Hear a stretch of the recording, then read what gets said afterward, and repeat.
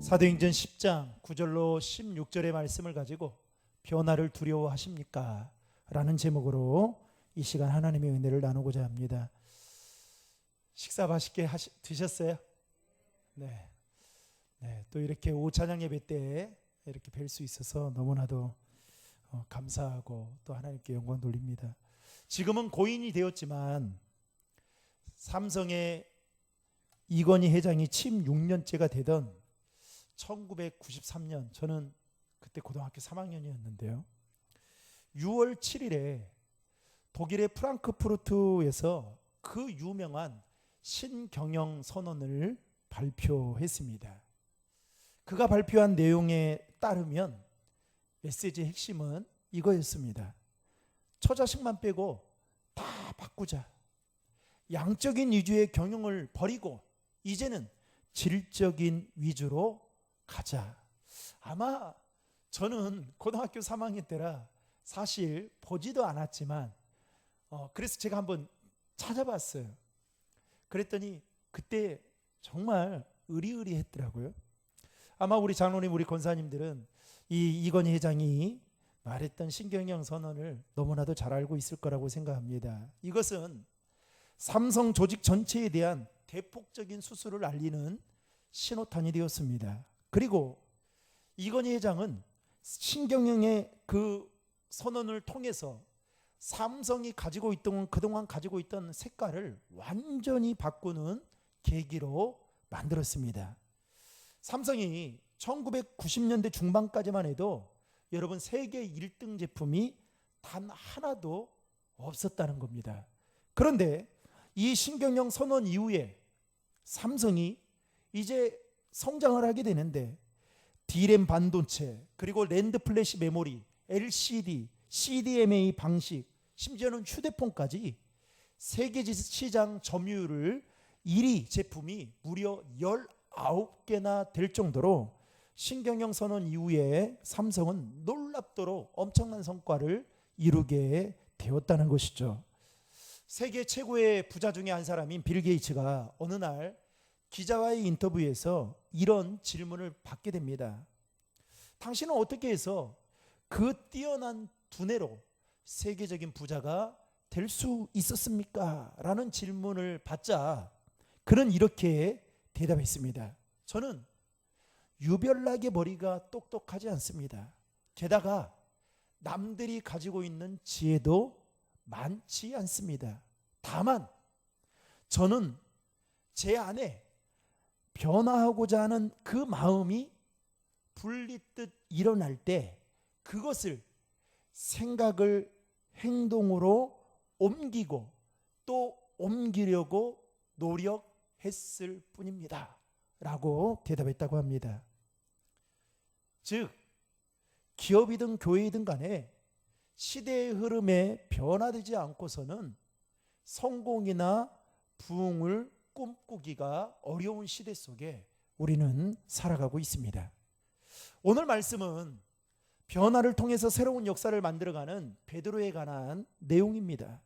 그때 당시 유대인은 크게 두 부류로 있었죠. 하나는 헬라파 유대인들이 있었고 또 하나는 히브리파 유대인이 있었습니다. 베드로는 히브리파 유대인에 속한 사람이었습니다.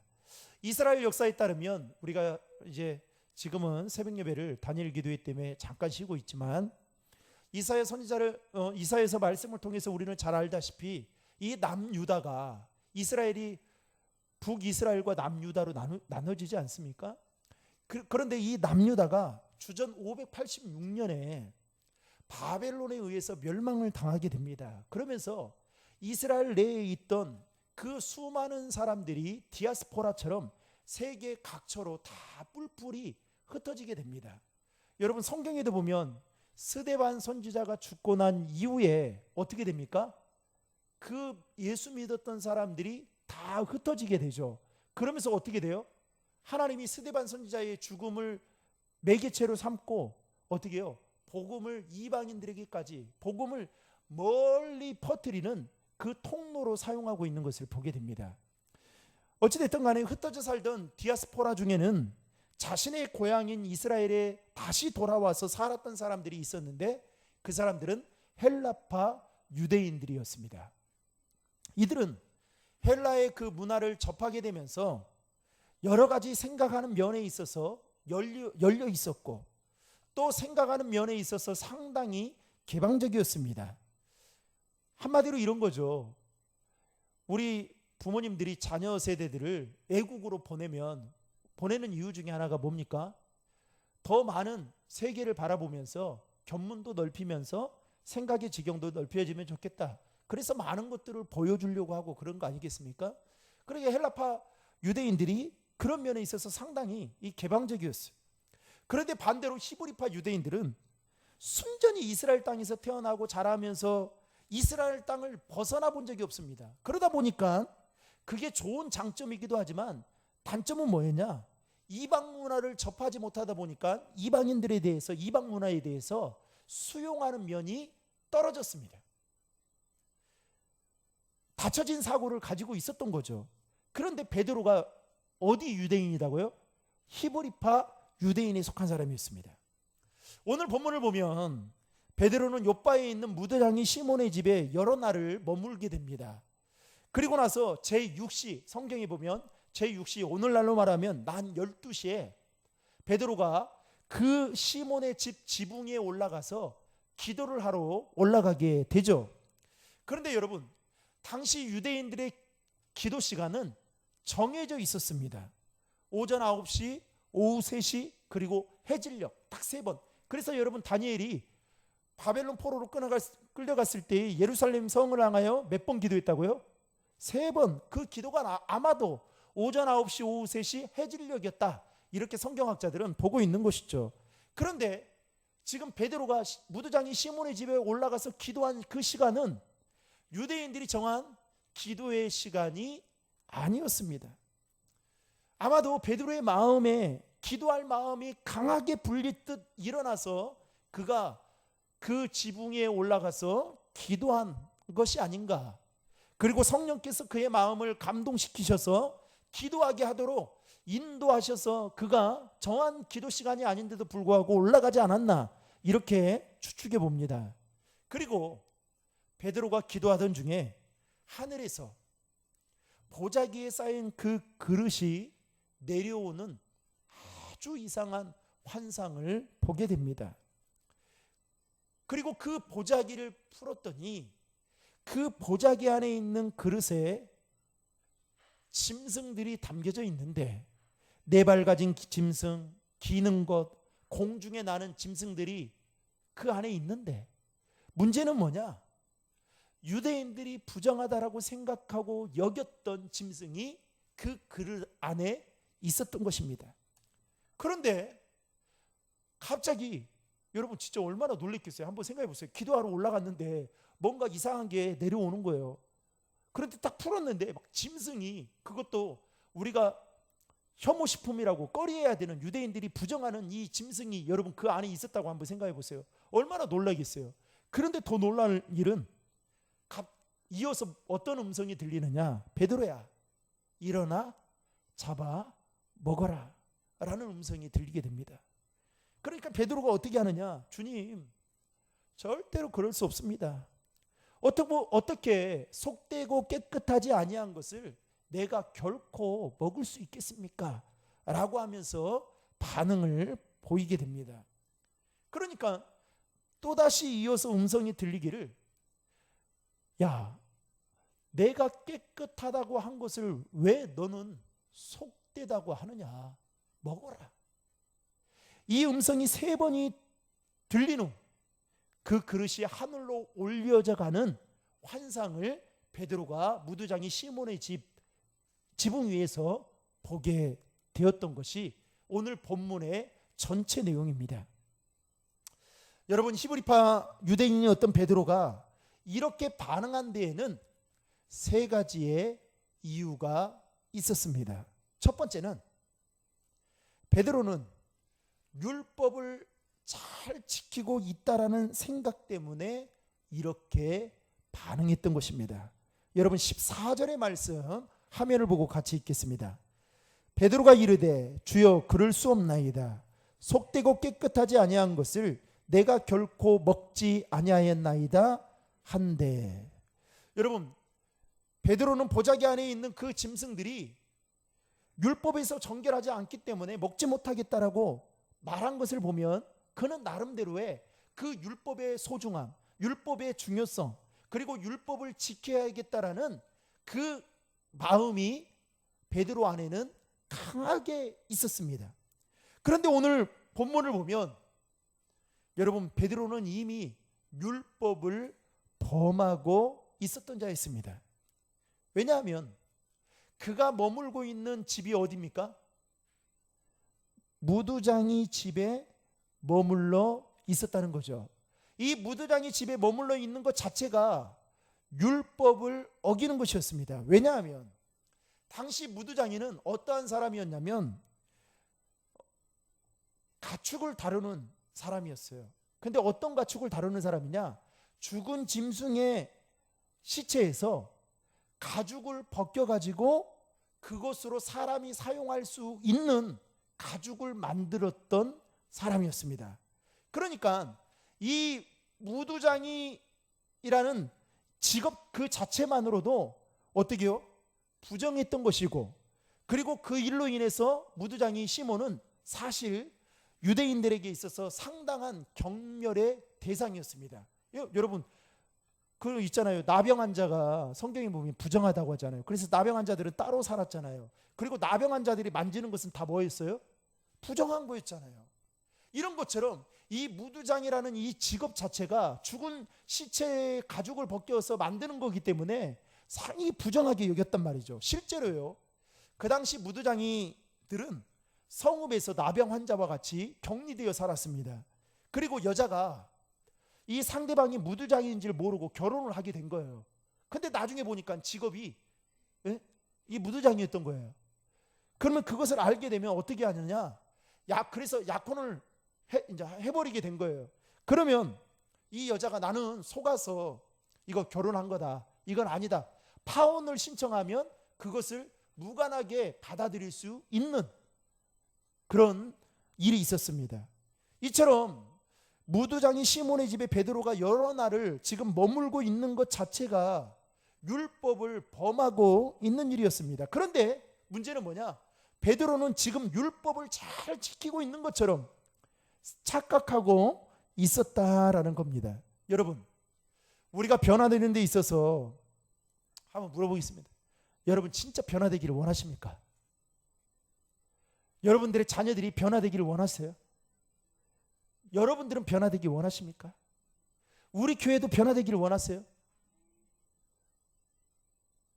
변화되는 데 있어서 걸림돌이 되는 것 중에 하나가 뭐냐면요, 자신의 신앙이 좋은 것처럼 착각하는 겁니다.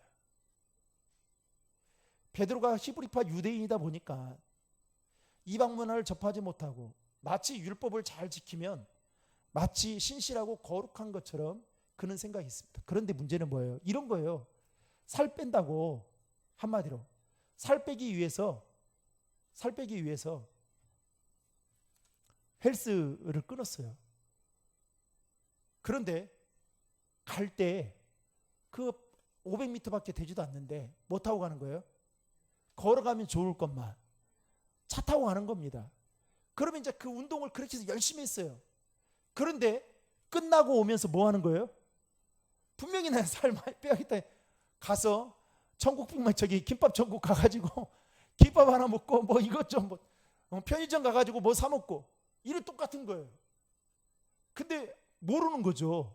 왜요? 나는 운동을 했기 때문에 살이 빠졌겠구나. 그런데 어떻게 해요? 여러분, 운동하고 나서 먹는 음식은 더 맛있어요, 맛없어요? 더 맛있고 더 많이 들어가고 그렇습니다. 네. 이 베드로가 자신의 신앙이 좋다라고 이렇게 말하면서 하나님이 그에게 환상을 통해서 보여준 그것을 짐승을 잡아먹으라고 했지만 먹지 않는다라고 했던 것은 그는 나름 율법을 잘 지키고 있는 것처럼 생각을 했던 것입니다. 여러분, 우리가 한 가지 기억해야 할 것은 내가 신앙이 좋다라고 생각하고 여러분 그 자리에 머물러 있으면 안 돼요. 교회 안에 있는 훈련 여러분 받으셔야 돼요. 여러분, 기도는 갈비탕과 같은 겁니까? 한 번 하고 기도에 21일 중에 딱 한 번만 하고 그 하루 동안 기도했던 거 20일 동안 울고 먹는 게 기도입니까? 아니잖아요. 그런데 오늘날 많은 사람들이 나는 모태신앙이고, 그리고 내가 어렸을 때부터 나름대로 신앙의 교육을 받고 그래서 이렇게 직분을 받았기 때문에 신앙이 좋다.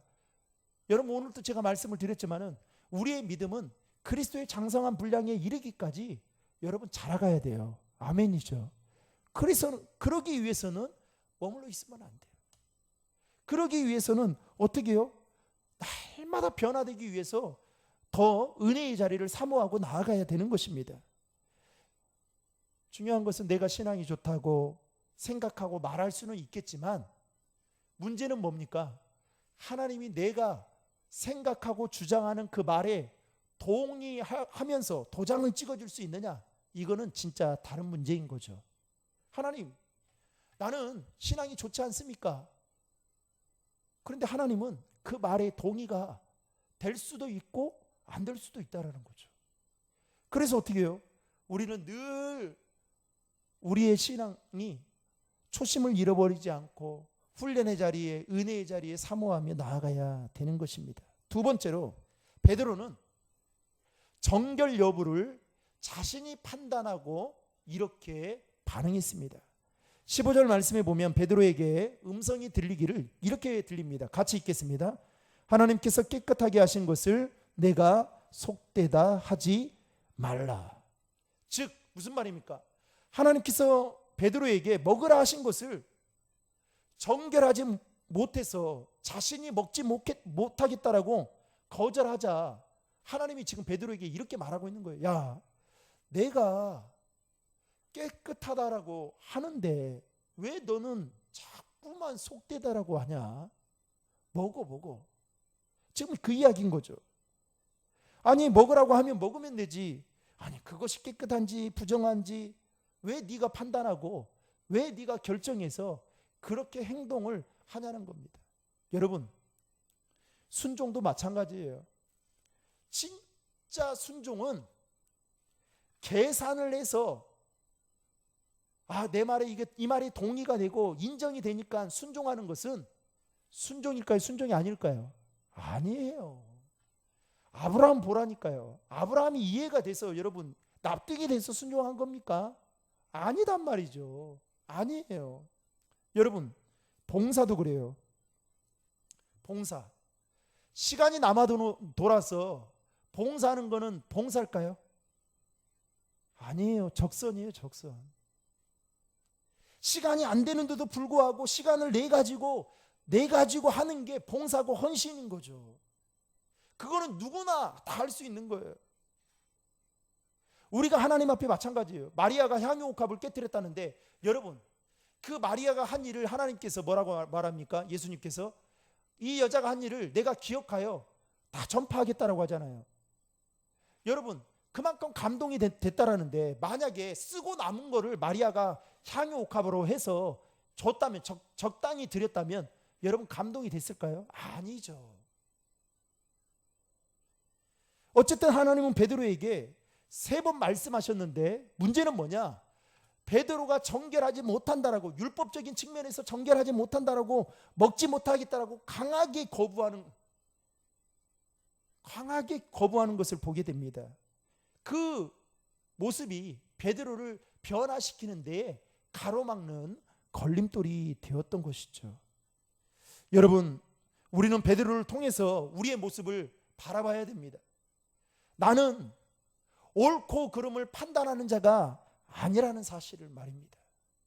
이렇게 되면 매사에 내가 주장하는 것은 다 맞고 반대로 다른 사람이 내세우는 주장은 다 틀린다고 생각해서 받아들이지 못합니다. 우리 장로님이 지난번에 정치당회를 하면서 우리 장로님들하고도 정치당회 하다 보면, 정기당회 하다 보면 생각이 안 맞아요. 그러면 어쩔 때는 침 튀기면서 이렇게 설득 아닌 설득을 시키는데 좋지 않은 모습으로 보일 때도 있어요. 우리 장로님 한 분이 그러시더라고요. 목사님 생각 안 맞는 거 왜 이렇게 간철시키려고 하고. 그래서 제가 그 말을 그 당일을 끝나고 나서 집에 가서 곰곰이 한번 생각해 봤어요. 그리고 제가 그때 그랬던 것 같아요. 이게 중요하니까 제가 이렇게 말씀을 드린 겁니다. 그런데 제가 생각을 해보니까 진짜 맞는 것 같아요. 여러분, 저도 이 말씀을 드리면서도 부끄럽습니다마는 어떻게 해요? 내가 말한 것은 다 맞고 남들이 말한 것은 다 틀리고. 여러분 그럴까요? 여러분이 정답맨입니까? 아니죠. 저도 정답이 아니에요. 저도 틀릴 수 있어요. 그래서 어떻게 해요? 물어보고 또 가르쳐 달라고 하고 지도해 달라고 하고, 그리고 혹여나 또 실수할까 봐 또 함께 목회를 하고 있는 동기 목사들한테 전화해서 또 확인해 보기도 하고 이런 거예요. 그런데 베드로는 그 환상을 통해서 3번씩이나 먹으라고 한 것을 자신이 마치 옳고 그름을 판단하는 자처럼 생각하고 그렇게 행동했다라는 겁니다. 3번째로 베드로는 자기 생각을 하나님의 뜻으로 생각하고 그렇게 반응했습니다. 이 베드로는 유대인의 전통과 관습에 사로잡혀서 고정관념을 가지고 있었습니다. 특별히 유대인들은 정통적으로 피해오는 음식들이 레위기서에 보면 기록되어 있죠. 먹어야 될 것과 먹지 말아야 될 부정한 음식들에 대해서 말하고 있습니다. 유대인들은, 히브리파 유대인들은 그 부분에 있어서 철저했습니다. 부정해서 먹지 말아야 될 음식에 대해서는 아예 쳐다보지도 않았습니다. 심지어는 이 히브리파 유대인들 중에는 상당수가 이방인들에 대한 어떤 편협적인 사고를 가지고 있었냐면, 그들은 아무리 용을 써도 구원받을 수 없는 자들이다. 그러면서 자기 민족에 대한 선민의식에 대한 그 교만함이 하늘을 찔렀습니다. 더 큰 문제는 이러한 생각이 마치 하나님의 뜻인 것처럼 여기고 있었다라는 겁니다. 그래서 하나님은 오늘 이 히브리파 유대인에 속한 베드로에게 환상을 보여줌을 통해서 어떻게 하는 겁니까? 베드로를 변화시키기 시작하는 거예요. 베드로를 바꾸기 시작하는 겁니다. 그가 가지고 있던 잘못된 생각, 그가 지금 가지고 있는 그 잘못된 오판들을 하나님은 이제 바꾸어 가기 시작하면서 뭐라고 말씀하셨냐면, 야, 두 사람이 지금 너를 찾고 있다. 그러니 지금 있는 그 자리에서 일어나 내려가라 라고 말씀합니다. 그리고 베드로가 그 말씀을 듣고 내려갔는데 거기에서 누구를 만나게 되느냐? 이방인이었던 고넬료를 만나게 됩니다. 그리고 고넬료가 거기에서 복음을 듣고 그 가정이 예수를 믿게 되는 일이 벌어지게 됩니다. 그래서 이 고넬료가 고넬료가 얼마나 이방인인데도 불구하고 하나님을 멋지게 섬겼던 자인지 사도행전 10장에 보면 기록되어 있는 것을 볼 수가 있죠. 이처럼 하나님은 이 베드로의 생각을 바꾸기 위해 환상을 보여주시고, 또 그 환상의 사건을 통해서 그가 내려감을 통해서 하나님이 예비하신 고넬료를 만나게 하고, 그를 통해서 이 복음이 이방인들에게까지 이제 전하게 되는, 그리고 이방인들도 성령을 받고 방언을 하게 되는 놀라운 일을 경험함을 통해서 이제 베드로가 서서히 변화되기 시작합니다. 여러분 45절 46절의 말씀 화면을 보고 같이 읽겠습니다. 베드로와 함께 온 할례 받은 신자들이 이방인들에게도 성령 부어 주심으로 말미암아 놀라니 이는 방언을 말하며 하나님 높임을 들음이러라. 아멘. 베드로는 이 일을 통해서 하나님께서 이방인을 깨끗하게 하여 구원하신다라는 사실을 깨닫게 됩니다. 그러면서 베드로의 생각도 이제 서서히 변화의 바람이 일어나게 되었던 것이죠. 여러분, 요즘 한국교회가 세상으로부터 손가락질을 당하고 지탄을 당하는 이유 중에 하나는 바로 변화의 중심에 서 있어야 될 교회가 변화를 거부하고 변화하는 것을 외면하는 데 있다라고 해도 틀리지 않습니다. 제가 지난번에 말씀드렸잖아요. 어떤 교회 그 목사님이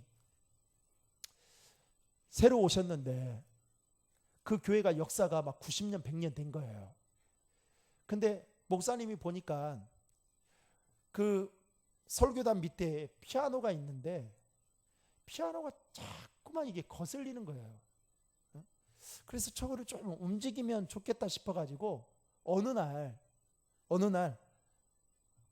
움직이고 있는데 권사님 한 분이 교회 기도하러 오다가 깜짝 놀라가지고 주저앉는 겁니다. 그래서 목사님이 아니 권사님 왜 그러세요? 그랬더니 목사님 지금 뭐 하시고 계십니까? 저 이거 피아노 좀 옮기고 있습니다. 그랬더니 목사님 이 피아노 옮기다가 교회에 쫓겨난 목사님들이 우리 교회에 있는지 모르십니까? 그러는 거예요. 그래서 아 그래요? 하고 그때부터 목사님이 기도를 하기 시작했습니다.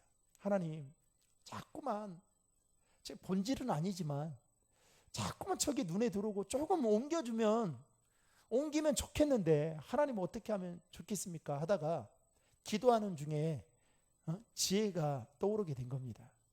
그래서 어떻게 하느냐? 지혜가 떠오르는 순간부터 무려 1년 동안 1cm씩 피아노를 옮기기 시작했습니다. 그래서 옮겼다라는 거예요. 여러분, 옛날에는 이 강단에 올라오면 됐어요, 안 됐어요? 신발 신고 올라갔다는 큰일 납니다. 그죠? 막 애들이 뭐 강단에 여기 올라왔다가는 이제 그날은 이제 목사님한테도 혼날 뿐만 아니라 부모님한테 이제 초상날이에요. 그죠? 옛날에 그 드럼 여러분 언제 우리가 드럼이 있었습니까? 그죠? 그 막 드럼 친다고 하면 어떻게 해요?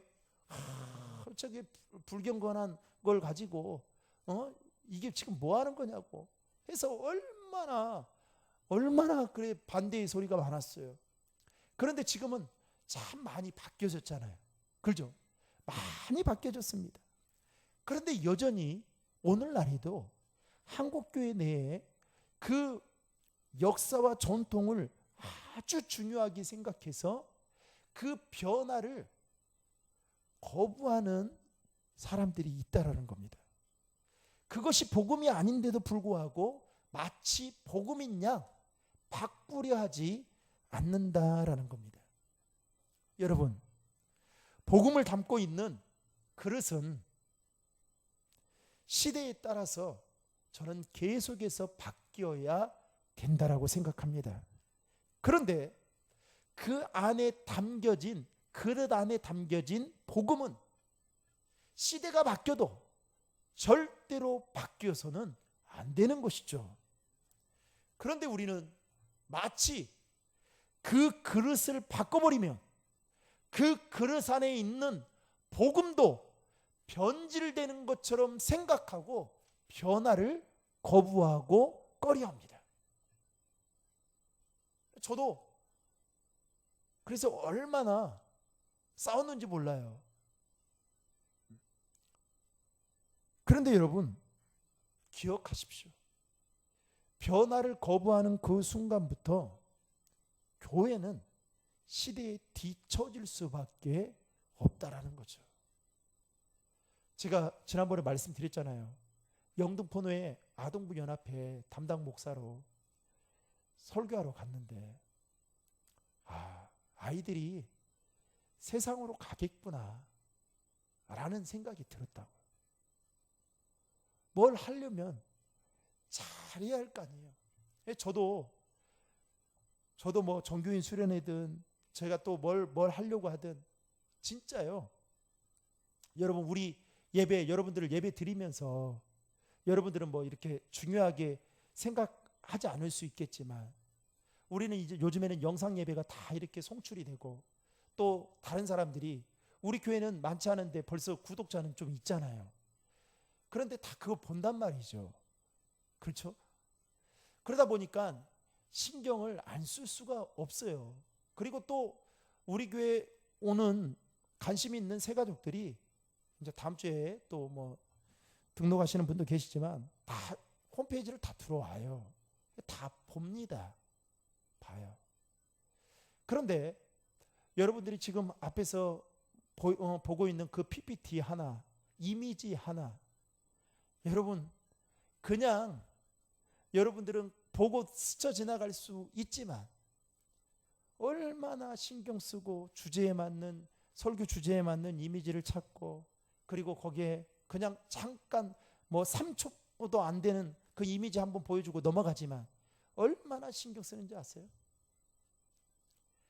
바뀌어 가야 되죠. 바뀌어 가야. 그게 복음은 아니지만, 그게 본질은 아니지만, 아, 이 교회는 그야말로 시대에 앞서가구나. 뭘 해도 확실하게. 그래서 제가 청년사회 갈 때 제가 우리 청년들한테, 그 교회가 이제 뭐 한 작년들까지 하면 1,000명 정도 되는 교회였는데 애들이 수련회를 가는데 돈을 안 내는 거예요. 청년들이. 교회에서 다 해줘야 되는 거 아니냐, 우리는 그냥 참여해 주는 거. 그래서 이건 진짜 아니다 라는 생각이 들어가지고 제가 오는 해에 그 해만 빼놓고 그 다음부터는 이거 확실하게 해야겠구나. 여름 수련회, 겨울 수련회 하면 제대로 수련회비를 받아야겠구나. 그래서 큰 교회들은 여러분 막 4만 원, 5만 원 이렇게 돼요. 그래서 좀 그것보다는 못 미치지만 내도록 했습니다. 그리고 대신 거기에 맞게 다, 우리가 뭐 장사를 하는 것도 아니고 이익을 보려는 그런 집단도 아니니까 확실하게 하겠다 해가지고요 내도록 했습니다. 그랬더니 한 80%는 내더라고요. 그리고 20%는 안 내는 거예요. 아깝다고. 쫓아다니면서 제가 내라. 그래 다 걷었습니다. 2년 딱 하니까 이제는 몸에 배워가지고 다 내는데, 중요한 게 뭔지 아십니까? 수련회 가면 잘 먹이고 좋은 곳에서 재우고 좋은 강사 모시고, 그러니까 애들이 이 목사님은 뭘 해도 확실하게 하구나. 여러분, 오른교회 단일 기도회에 나왔던 강사분들 중에요 상당수가 제가 청년사역 7년 동안 할 때 한 60% 이상은 제가 다 모셨던 분들입니다. 청년들 위주로. 제가 잘 알죠, 이 강사분들을. 그러니까 이제 청년들이 나중에 결혼해서 이제서야 하는 이야기들 중에 하나가, 목사님 때 참 좋은 강사들 많이 왔었구나. 심지어는 뭐 온누리교회 지금 이재용 목사님 바로 밑에 있는 목사님까지 다 모셨으니까요. 다 그리고 찬양사역자는 매달 한 달에 한 번씩 모셔가지고 간증 듣고 찬양 듣고, 찬양사역자 안 온 분들이 없어요. 그러면서 이제 깨닫는 거, 확실히 여러분, 변화를 거부해야 될 것은 단 한 가지입니다. 복음이 변질되면 복음을 가지고 논하면 안 되겠죠. 그거는 우리가 강력하게 거부해야 됩니다. 그러나 그 복음을 담고 있는 그릇들은 여러분 시대에 따라서, 시대에 맞춰서 옷을 갈아입듯이 바뀌어져 가야 되는 것이죠. 그래야 어떻게 해요? 우리 안에 변화가 일어나게 되는 것입니다. 그렇지 않으면 교회는 세상 사람들이 바라볼 때 어떻게 바라보느냐, 그들만의 리그, 그들만의 왕국이구나 라고 생각해 버리고 말 것입니다. 사랑하는 성도 여러분, 오늘 베드로는 나름 율법을 잘 지키고, 그리고 나름 그 율법에 따라 자신의 신앙을 지켜오는, 자신이 믿음이 좋은 사람으로 생각하고 있었지만, 하나님은 그의 생각을 깨뜨리고 그를 통해서 고넬료의 가정이, 그리고 이방인들에게까지 이제는 복음이 들어갈 수 있도록 환상을 통해서 그를 변화시켜 주시고 바꾸어 주셨던 것처럼, 우리도 이제 우리 교회도 여러분 시대의 흐름에 맞춰 변화되어야 되지 않겠습니까?